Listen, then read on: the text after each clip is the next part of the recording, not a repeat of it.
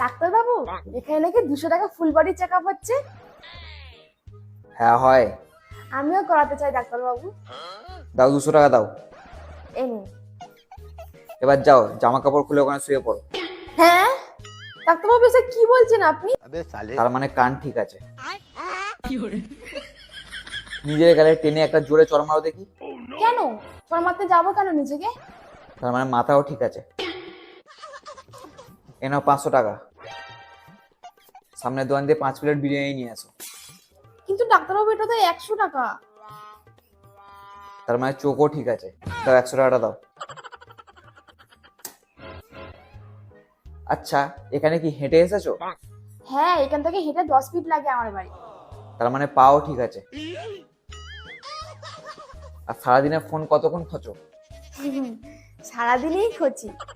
তার মানে হাত দুটোও ঠিক আছে। এ নাও তোমার বডি চেক আপের রিপোর্ট। ধরো, হয়ে গেছে, যাও।